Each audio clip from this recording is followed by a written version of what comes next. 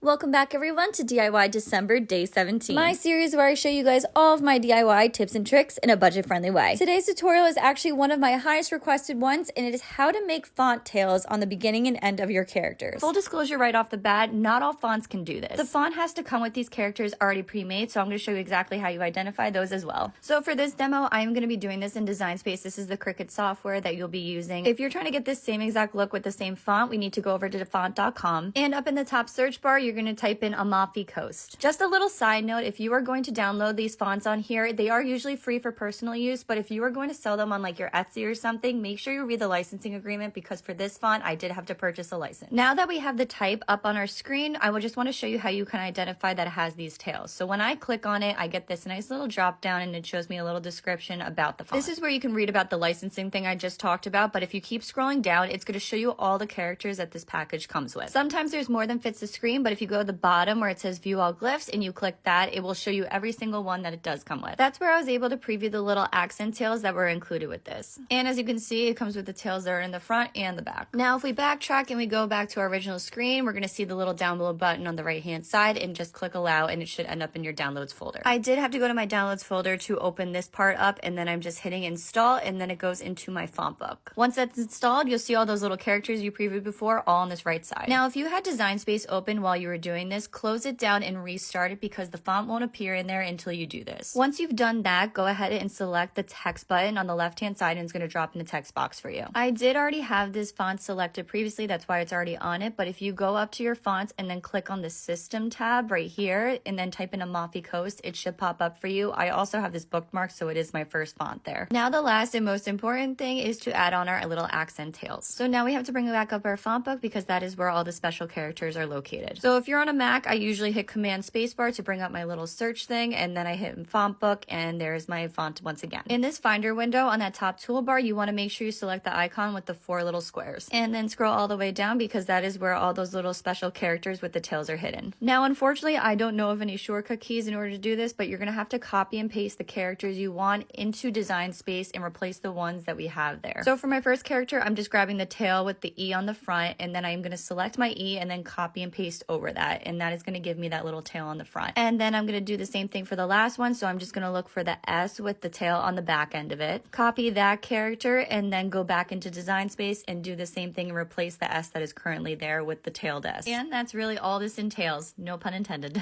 And now, as promised, I do have my next giveaway for you guys. Just like before, this is for all of my modern templates that are on my Etsy shop. Now, in order to qualify in this, you need to be following me on TikTok and my new Instagram account. Then drop a comment on either one of your wedding date or your event date. If you want to be entered in twice, make sure you're commenting on both. My winner will be announced on Friday Eastern Standard Time on my Instagram story, so make sure you check back there. And that's all I got for you guys today. Make sure you come back tomorrow for DIY December Day 18.